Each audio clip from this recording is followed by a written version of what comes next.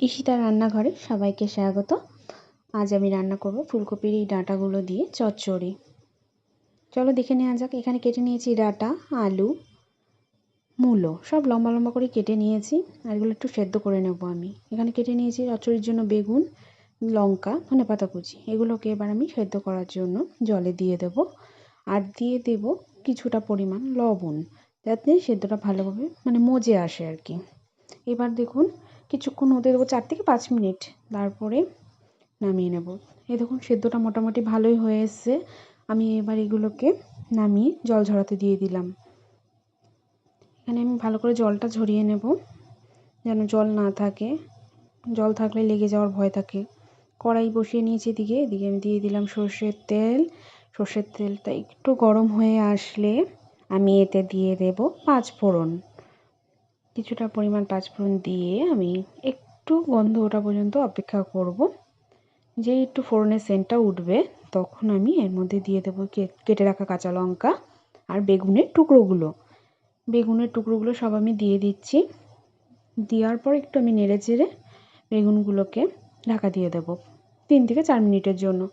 ঢাকা সরিয়ে আমি আবার বেগুনগুলোকে ভালো করে নাড়াচাড়া করে একটু লবণ, একটু হলুদ গুঁড়ো দিয়ে আমি নাড়াচাড়া করে নেব।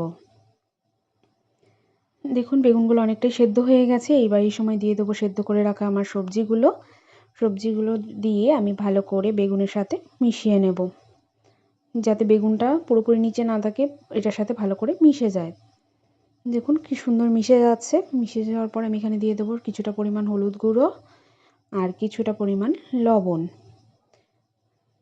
আবার আমি সবজিটা নাড়াচাড়া করে ঢাকা দিয়ে দেবো 5 থেকে 6 মিনিটের জন্য।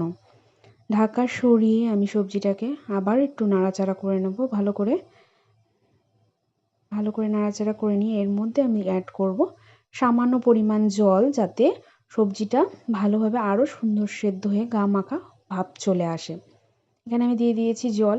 এই জল দেওয়ার সাথে সাথেই আমি দিয়ে দেব কিছুটা পরিমাণ চিনি, যাতে ডাঁটাগুলোর মধ্যে মিষ্টিটা ঢোকে আর ডাঁটাগুলো খেতে খুব স্বাদ লাগে। এবার ভালো করে আমি নাড়াচাড়া করে আবার ঢেকে দেব 5 থেকে 7 মিনিটের জন্য। ঢাকাটা সরিয়ে দেখুন আমি ঢাকাটা সরিয়ে নিয়ে দেখছি জলটা অনেকটাই কমে এসছে, প্লাস সবজিগুলো পুরোপুরি ভালোভাবে সেদ্ধ হয়ে গেছে। এবার আমি আর ঢাকা দেব না, এটাকে নাড়াচাড়া করে ফ্লেমটা হাই রেখেই নাড়াচাড়া করতে থাকবো একদম পুরোপুরি টানানোর জন্য। আর টেনে একদম গা মাখা মাখা হয়ে যাবে সবজিটা যখন, তার আগেই আমি দিয়ে দেবো ধনেপাতা। এই কেটে রাখা ধনেপাতাগুলো আমি এখানে অ্যাড করে দিলাম। অ্যাড করে দেওয়ার পর কিছুটা ভালো করে আবার নাড়াচাড়া করে নেব। সবজিটা দেখতেই পাচ্ছেন অনেকটা মাখা মাখা হয়ে গেছে, পুরোপুরি রেডি। এবার আমি নামিয়ে সার্ভ করে দেব। দেখুন নামিয়ে নিলাম, কত সুন্দর লাগছে।